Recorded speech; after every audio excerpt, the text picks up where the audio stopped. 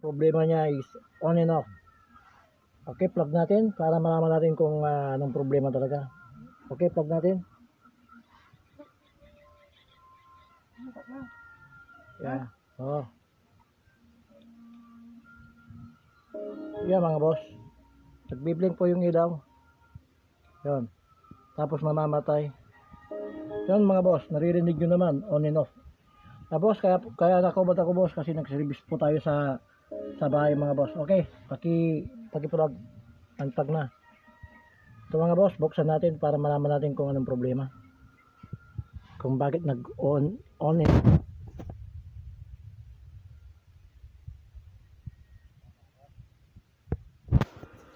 So,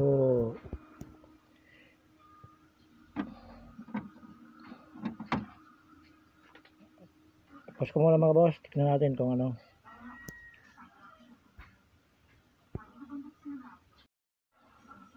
Yan mga boss, natanggal ko na yung cover nya. Check natin kung ano yung posibleng sira dito mga boss. Kukunin ko na yung tester ko. Tapos check voltage tayo mga boss. Check voltage po tayo. Kaya pala ako nakaubad mga boss kasi sobrang init dito sa lugar nila boss. Okay, check natin kung ano yung volt na problema. Check voltage tayo mga boss. Okay. Paki-plug in po. So mga boss, number 1, baka may problema sa backlight mga boss, kaya tanggal natin yung backlight. Tapos plug in natin, check natin kung ganun pa rin mga boss. Okay, saksak, paki-plug in. Okay, tinanggal natin yung backlight ito mga boss, tutanggal. Yun, tumunog. Pero walang ilaw mga boss. Yun, nagre-restart mga boss. Okay, unplug mo. Okay, balik natin yung backlight. Tapos check natin mga boss kung good yung power supply niya mga boss. Tanggalin natin yung connection papuntang mainboard mga boss. Ito, check natin kung umilaw yung backlight, ibig sabihin mga boss, good po yung power supply. Pero pag hindi umilaw, bad po yung power supply. Okay, okay, pag-i-plug in.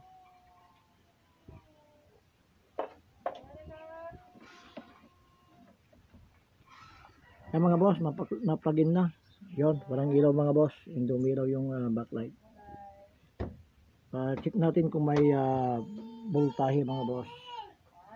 Kung may 13 volts po tayo dito mga boss.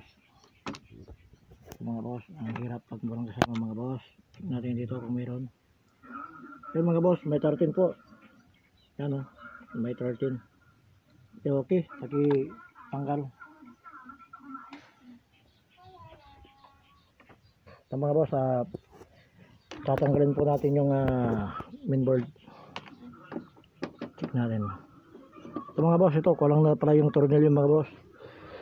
Ito daw pinagawa na sa ibang kapwa nating deck, pero siguro mga boss tinamad, hindi niya na-check mabuti mga boss kung anong problema. So mga boss, check natin.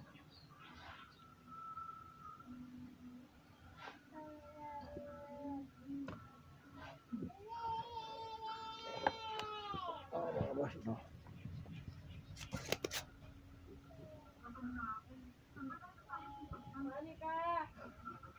ito mga boss, ito yung backlight drivers ng mga boss. Ito mga boss, papalitan po natin yung capacitor dito mga boss.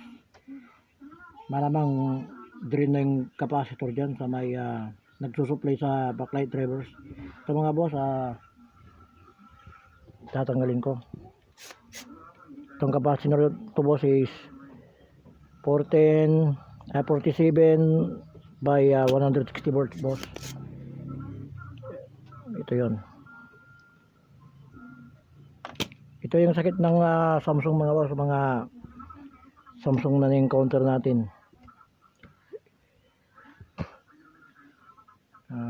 Ito mga boss. Ito mga boss, tingnan natin yan. Kitutukan mga boss.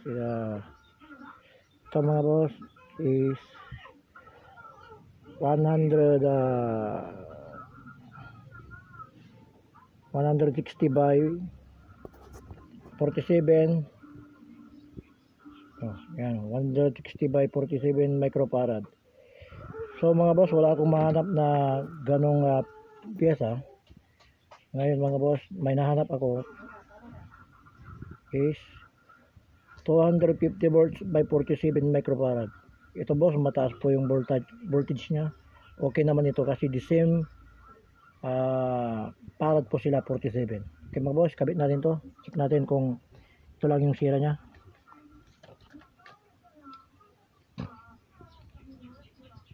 Ito mga boss, pati tutukan mga kabit natin dito boss sa may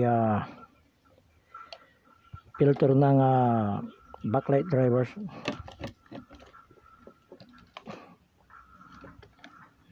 Mga boss yan. So mahirap talaga pag ito mga boss, para sa mga newbie to, yung mga gustong marutong mag-DIY ng kanilang mga, o kahit nasa mga boss, para sa mga technician na nagdidepende po sa atin sa mga YouTube na tulad natin mga boss. At least maturuan po natin sila at kumita sila ng pera, yung mga baguhan nating mga technician na nag-aaral mga boss. Ito mga boss, ayan. Malamang ito na yung problema mga boss. Kakabit na natin mga boss. Sobra pa lang to, maraming board nya. Pinagbahin pala ng to mga boss, langgam. Ito mga boss, kakabitan ko ng tornilyo at kumuha natin ng tornilyo sa ibang mga boss para makompleto natin yung tornilyo ito. Nagtataka ako mga boss, bakit hindi na nag-kick mga boss. Sabi nila power supply na daw ang sira mga boss. Pero sa experience ko mga boss ay doon lang talaga sa may supply ng backlight drivers ang problema. Marami na po akong encounter ng ganitong sakit mga boss ng Samsung. Kaya sana ay gagana ito para hindi ako mapahiya mga boss, dahil masyado na akong ma-discuss, pero kung hindi gumana mga boss, nakakantsawan po ako. Ito mga boss, subukan natin na i-plug in. Check natin. Ito mga boss, walang cut ito mga boss. Ito mga boss, check natin. Ito na yung kinabit natin ang capacitor mga boss. Yan. Ito na yung capacitor nya mga boss na kinabit natin. Hindi ko makita yung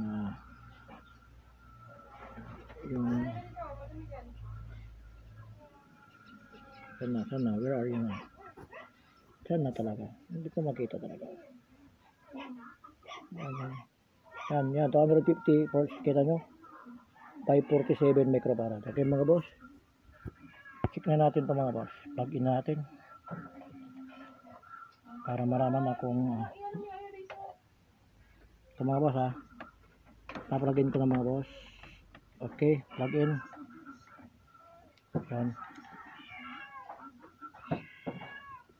Yan, tumunog mga boss.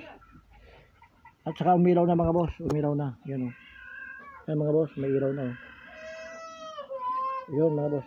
Okay, pakihawak na. Tapos check natin kung may display. Yun mga boss, may display na. Kita nyo mga boss, hindi na namamatay, may display na. Okay, alright.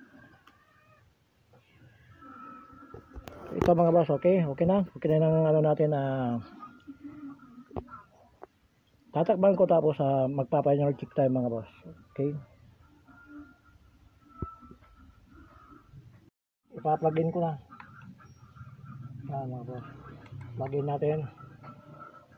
Yun. Yun. Tumunog na. Yun. Nag-display na mga boss. Lipat natin sa may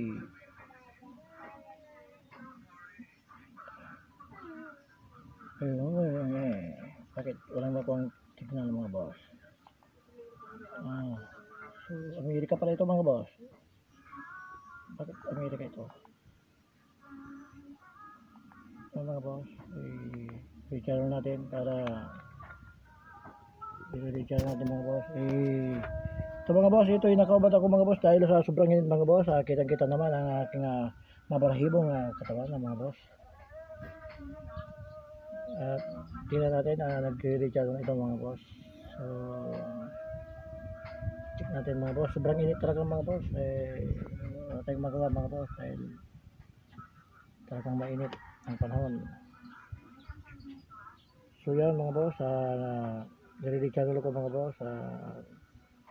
So naka-pick up na ng 2, 3. So hanggang maghintay-hintay muna tayo mga boss. 25% na. So hanggang ito mga boss, i-post natin para hindi tayo mainip. Yan mga boss. So yung post nito, okay. Yan mga boss, nasa 92% na mga boss. 94%. 96, 97 is nakakawa ng 5 channel. 99. Okay mga boss, okay na. Yan mga boss. National Capital Region. Mga boss, may nakuha ng channel mga boss. Yan. Ano natin para hindi tayo mga boss. Oh yan, nanawakan ni ma'am mga boss. Yan. Okay mga boss. So may PTV po tayo mga boss. Check natin. Yan mga boss, okay na. Okay na boss. Hanggang dito na lang po ang ating video mga boss. Sana may natutunan kayo kahit hindi mga boss. Maraming salamat.